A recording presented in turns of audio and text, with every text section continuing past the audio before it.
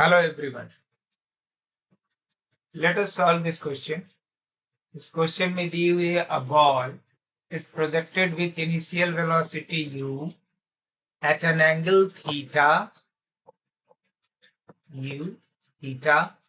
with the horizontal, then horizontal displacement covered by the ball as it collides third time with the ground. Third time with the ground means this is your first collision, this is your second collision, and this is your third collision. So it is asking what is the displacement of this? If we say S, then what is S? S is equal to what? And select the right option for that.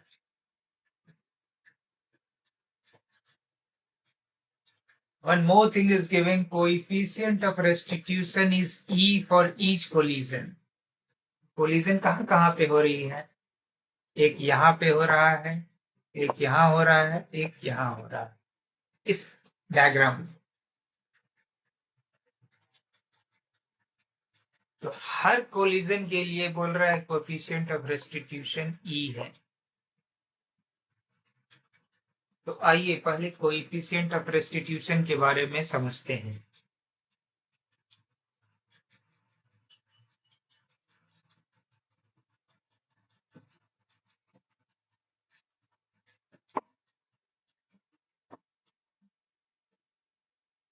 अगर ये एक wall है,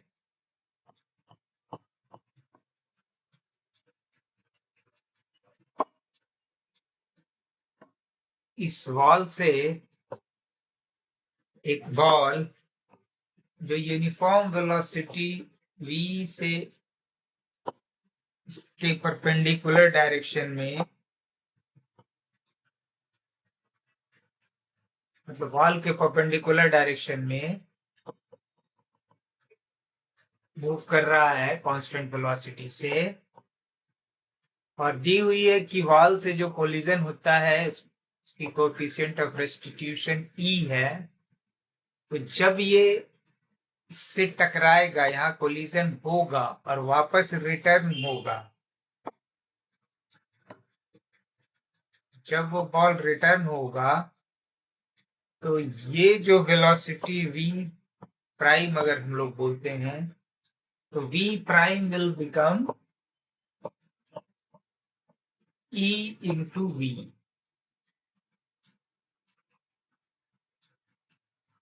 This is the velocity after collision. Okay, तो ये case simple case है जहां पे हम लोग बॉल को नॉर्मली फॉल कर रहे हैं। Means ball is strike colliding with the surface perpendicular to that surface. अगर यही केस आप थोड़ा रिफ्लेक्ट कीजिए, आप इसको चेंज कीजिए और ऐसा सोचिए कि अब अगर बॉल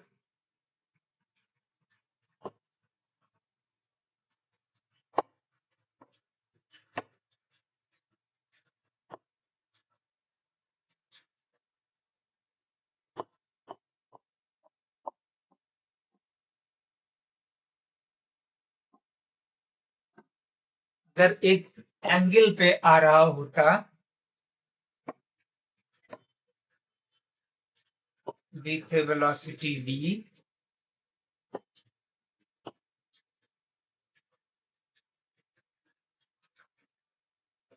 और इससे कोलाइड करता,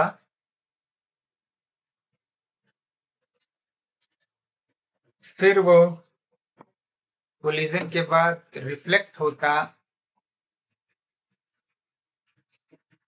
इस डायरेक्शन में, तो आपको रिफ्लेक्शन का डायरेक्शन मालूम है। क्यों? आप क्या करेंगे? रिफ्लेक्शन का डायरेक्शन मालूम करने के लिए इस सरफेस पे, जिस पॉइंट पे कोलिजन हो रहा है वहां से आप परपेंडिकुलर ड्रॉ करेंगे। तो अगर एंगल ऑफ इंसिडेंस थीटा है तो एंगल ऑफ रिफ्लेक्शन भी थीटा होगा।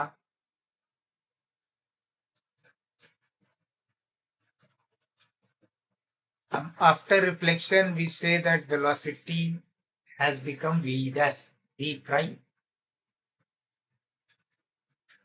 तो यहां पे आप एक चीज नोटिस कीजिए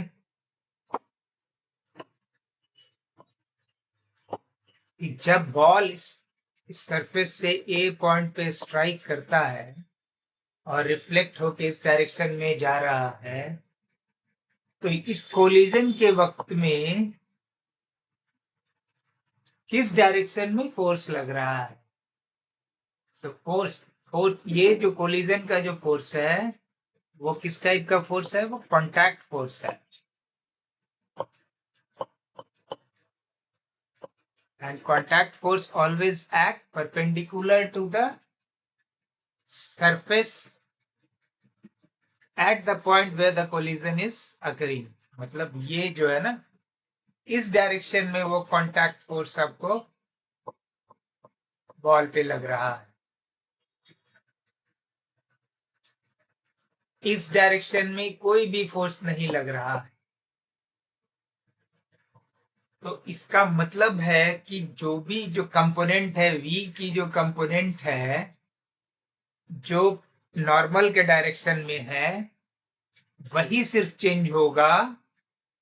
अगर मैं उसको ऐसा लिख दूं कि v का component normal to the surface before collision was this, okay, and after reflection जो वेलोसिटी है उसका normal component in the normal direction is this, तो ये वाली जो होगी वो e vn के इक्वल होगा। So never get confused that this v prime will become v. No, है ना? v का दो कंपोनेंट होगा ना, एक इधर होगा एक इधर होगा। ये वाली vn होगी, ये v parallel to the surface होगा। तो हम लोग ये वाली वेलोसिटी ही बिकॉज ऑफ जो ये कंपोनेंट है वही सिर्फ चेंज होगा। तो इस चीज को आप समझ लीजिए। अब चलिए हम लोग क्वेश्चन पे जाते हैं और इसे सॉल्व करने की कोशिश करते हैं।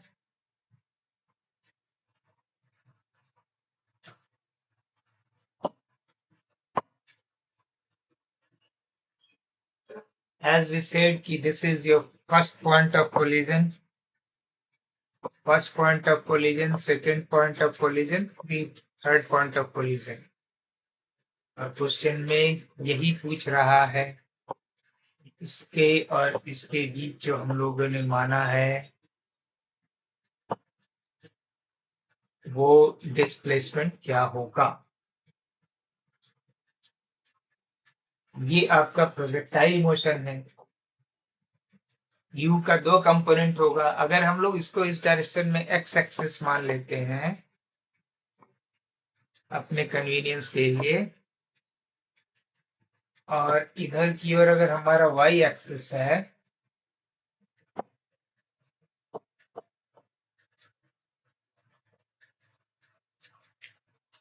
तो अब आप देखिए u का दो कंपोनेंट होगा, एक हॉरिजॉन्टल डायरेक्शन में होगा दैट इज x। तो हम लोग उसको क्या लिख सकते हैं? हम लोग इसे ux लिखते हैं। y डायरेक्शन में उसका जो कंपोनेंट है हम लोग इसे uy लिखते हैं। इसमें ग्रेविटेशनल एक्सेलरेशन किस डायरेक्शन में काम कर रहा है? Negative to the y axis, इस डायरेक्शन में काम कर रहा है। तो मुझे जी भी मालूम है, अगर वाई के डायरेक्शन के हिसाब से देंगे तो इसको माइनस जी भी लिख सकते हैं।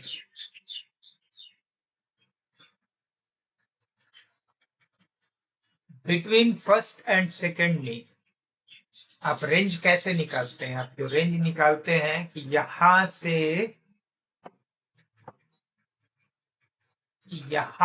यहां पहुंचने का जो डिस्टेंस है, ये अगर r है, लेट अस से दिस इज r, ओके, ये r है। तो आर को आप निकालने के लिए क्या करते हैं, आपको मालूम है कि इसके हॉरिजॉन्टल डायरेक्शन में कोई भी फोर्स नहीं लग रही है, नो फोर्स। तो component of velocity ux will not change, ये हमेशा सेम होगा।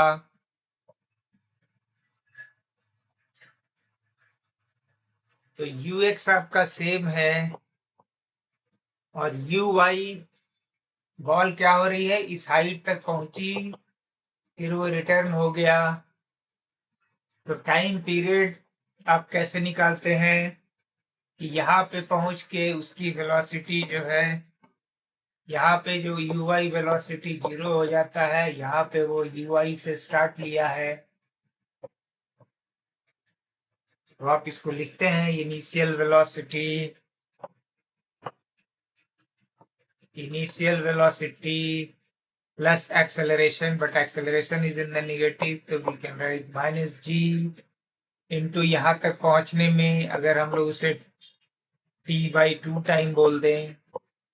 ऐसा क्यों बोल रहे हैं मैं बताता हूँ। ऊपर यहाँ पहुंच के वेलोसिटी क्या हो गई, यहाँ पे वेलोसिटी 0 है, तो हमारा t/2 जो है वो uy/g है।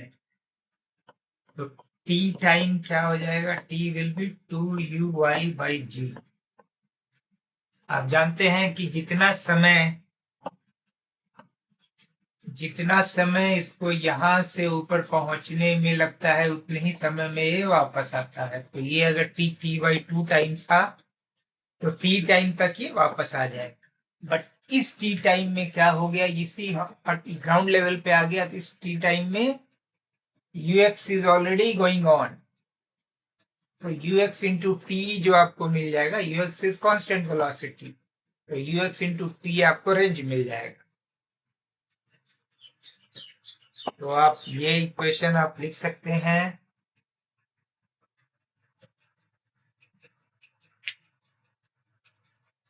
ux into T will be r।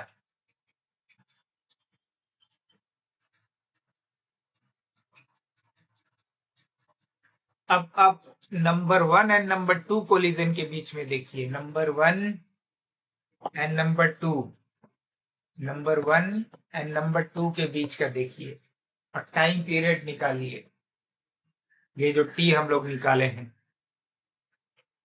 तो यहाँ पे हमने क्या बताया, कोफिशिएंट ऑफ रेस्टिट्यूशन ई है, इसका नॉर्मल डायरेक्शन कौन सा है, इसका नॉर्मल डायरेक्शन ये वाला है। तो बॉल का जो कंपोनेंट ऑफ वेलोसिटी इस डायरेक्शन में होगा वही चेंज करेगा, हॉरिजॉन्टल वाला सेम रहेगा। तो हॉरिजॉन्टल इट मींस कि आपका ux will remain constant,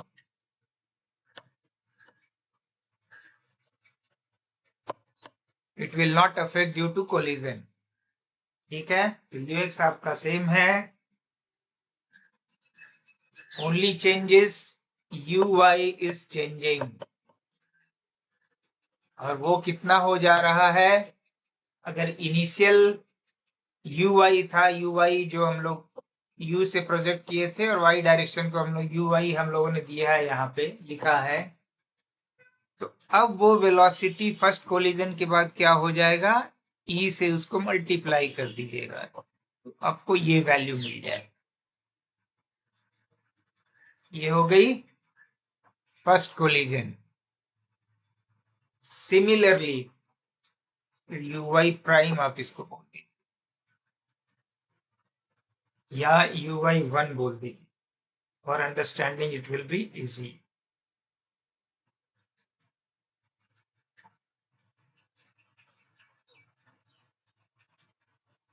Let me write full things again.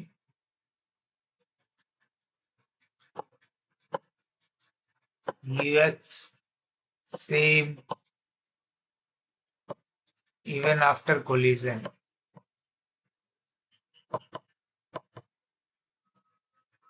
अब u y 1 कर देता हूं फर्स्ट कोलिजन के बाद, तो ये क्या हो जाएगा, पहले यू वाई से हमने प्रोजेक्ट किया था, वाई डायरेक्शन का कंपोनेंट जो था वो यू वाई था, और नॉर्मल है वो वाई डायरेक्शन की ओर है, तो अब उसका कोफिशिएंट ऑफ रेस्टिट्यूशन दिया हुआ है, तो आप सीधा इसको ई यू वाई लिखेंगे। This is after first collision.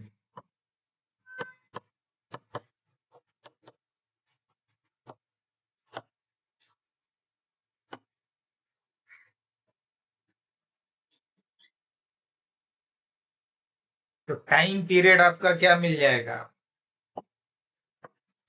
First collision and second के बीच में, between 1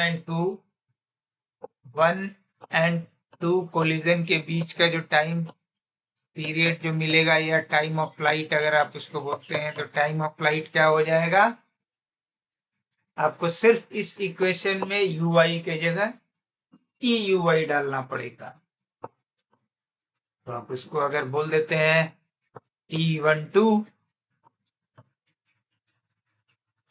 2 into E U Y divided by G।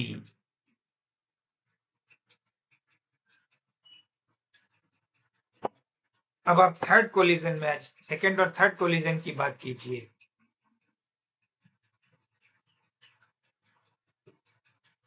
First collision के बाद आपका UI1, अगर UI1 था in the y direction, UX तो सेम रहना है, तो 1 एंड सेकेंड कोलिजन के बाद उसको अगर मैं UI2 लिखूं, तो वो क्या हो जाएगा,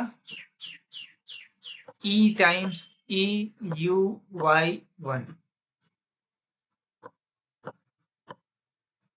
सॉरी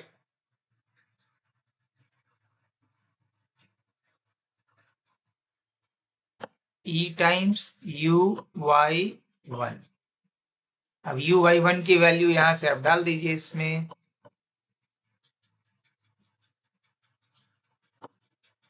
E स्क्वायर UY हो गया।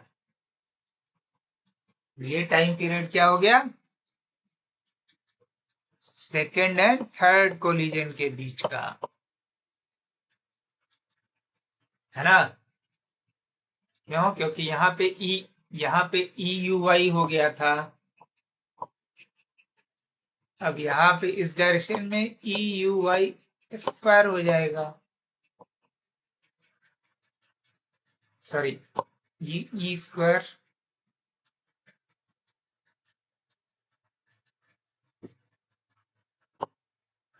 EUY हो जाएगा, जो हम लोगों ने यहाँ निकाला है। तो इसके लिए भी आप टाइम पीरियड निकाल लीजिए, सेकेंड एंड थर्ड कोलिजन के बीच का।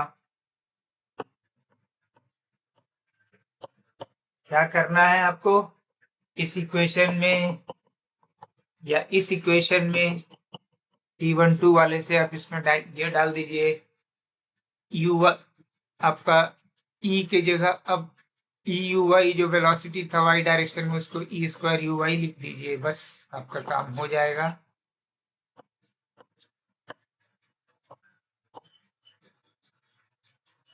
तो अब आपको तीनों टाइम पीरियड मिल गया, T12 1 and 2, second and third, and first वाले में तीनों टाइम पीरियड मिल गया। UX आपका कांस्टेंट है, तो टोटल जो रेंज होगी, जो रेंज आप लिखेंगे टोटल, ये मैं इसको R1 लिख देता हूं फॉर योर कन्वीनियंस।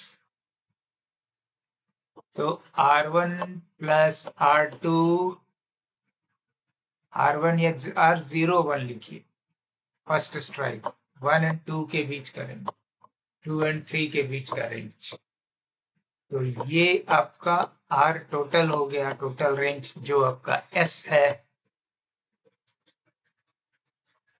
तो R01 अब क्या लिखेंगे,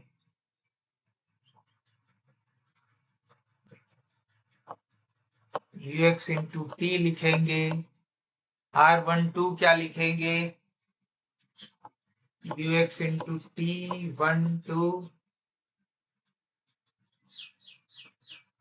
R23 क्या लिखेंगे, यू एक्स इंटू T23।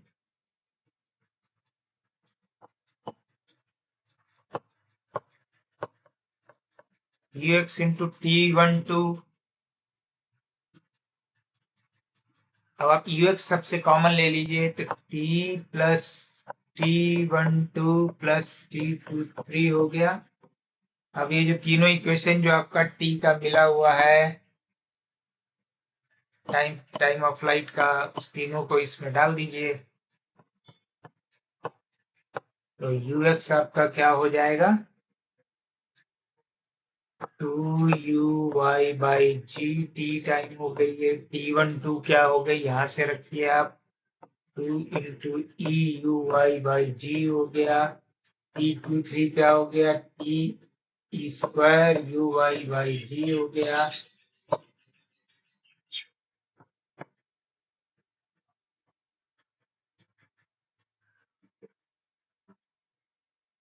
अब 2u/y और g को कॉमन ले लीजिए, तो आपको 2u/ux/g,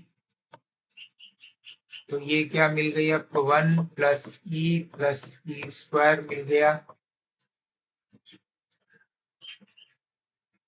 uy एंड ux की वैल्यू डाल दीजिए, uy क्या होगा, u sin थीटा होगा, ux क्या होगा, u cos theta by g,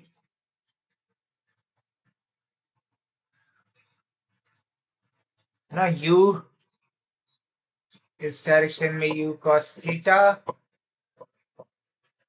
और इस डायरेक्शन में uy जो है वो u sin थीटा है।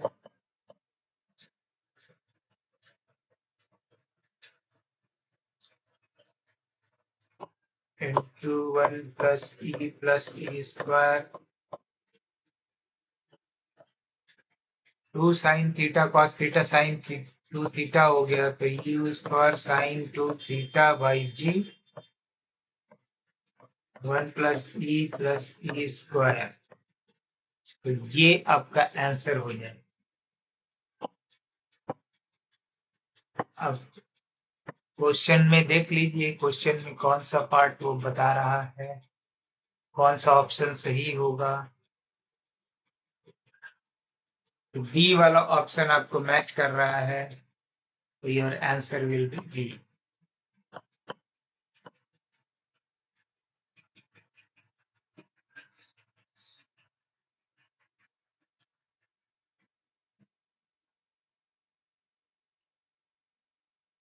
होपफुली आप इसे समझ गए होंगे।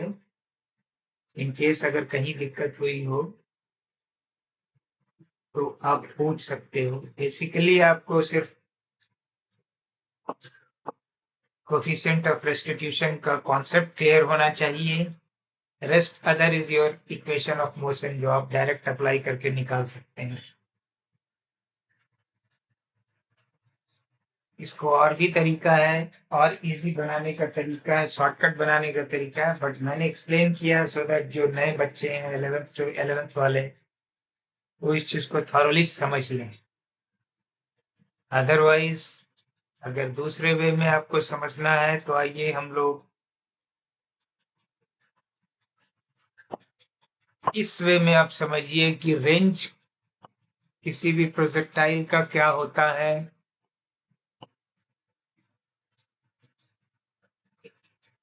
आप लिखते हो u square sine 2 theta by G लिखते हो,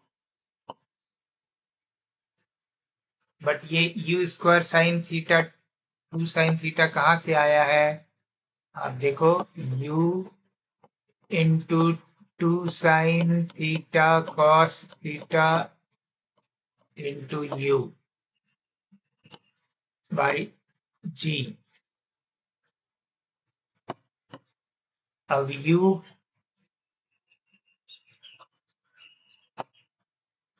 u साइन थीटा और u cos थीटा को आप ब्रैकेट में ले लीजिए,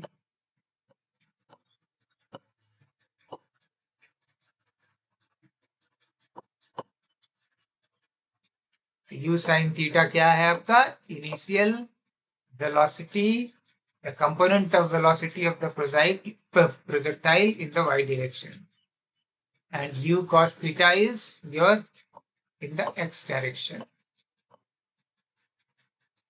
तो आप इस इक्वेशन को अगर स्टडी कीजिए, आप इस इक्वेशन को आप देखें, हमारे केस में क्या हो रहा है? चेंज हो रहा है because of collision only u y, because u y direction में ही कॉन्टैक्ट फोर्स लग रही है, जो कोलिजन फोर्स लग रही है।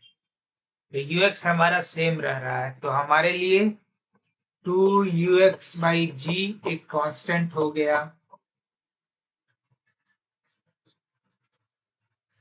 अगर मैं ये मान लेता हूं इसका k है, इसको बोल रहे हैं, तो हम लोग इसे k इंटू यू वाई लिख सकते हैं। तो यहां से आप नोटिस कर रहे होंगे कि now r is proportional to u Y.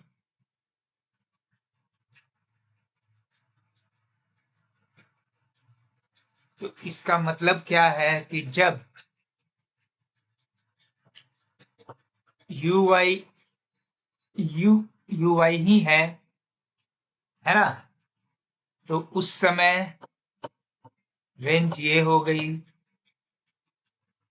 अब ये यू वाई चेंज हो गया after collision, e u y हो गया नॉर्मल डायरेक्शन में। तो नया वाला जो रेंज मिला मुझे वो क्या हो जाएगा? k into e u y. फिर सेकेंड कोलिजन जब हुआ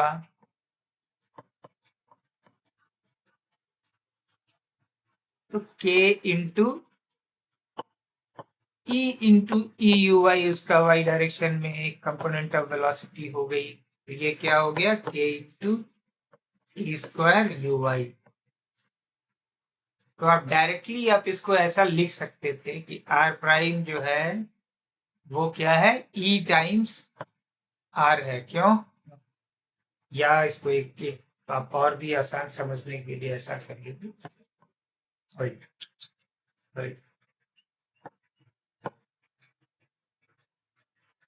मैं ऐसा करता k इंटू यू वाई को एक साथ ले लेता हूँ, e कर देता हूँ, तो ये क्या हो गया? e टाइम्स r हो गया। ठीक, अब यहाँ पे भी मैं करता हूँ k इंटू यू वाई को एक साथ ले लेता हूँ और ई स्क्वायर, तो क्या हो गया? ये ई स्क्वायर टाइम्स r हो गया। तो आप बोल सकते हैं कि फर्स्ट कोलिजन के बाद फर्स्ट और सेकंड के बीच में, फर्स्ट एंड सेकंड के बीच में जो कोलिजन हो रहा है, उस समय उसका ई आर डिस्टेंस हो जाएगा। अगर पहला वाला अगर आर होता 0 और 1 के बीच में कोलिजन का, तीसरे वाले का वो ई स्क्वायर आर होता।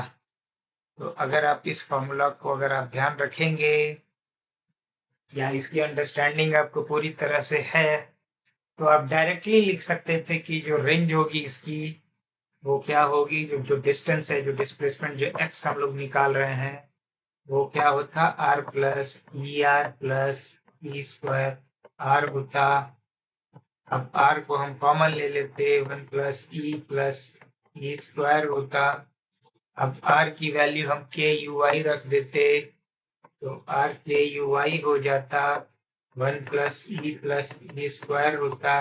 अब के की वैल्यू मैं यहाँ से डाल देता, ये वाला वैल्यू यूज कर लेता, तो 2ux यू वाई बाई जी हो जाता। अब 2ux/uy आप जानते हैं, इसको डायरेक्टली आप कन्वर्ट कर सकते हैं। 2 into u cos theta into u sine theta by g 1 plus e square.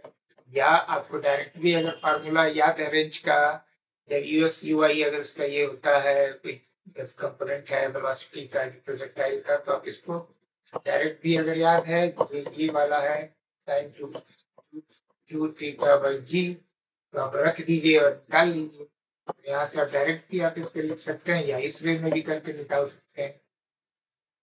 तो u square sine two theta by g 1 plus e square. तो ये आपके लिए शॉर्टकट हो जाता है अगर आप इस चीज को समझते हैं। होपफुली आप समझ गए होंगे। इनकेस और भी डिटेल है या कहीं डाउट है इस चीज में, इस क्वेश्चंस में, तो क्वेश्चंस के थ्रू कॉन्सेप्ट समझने की कोशिश कीजिए।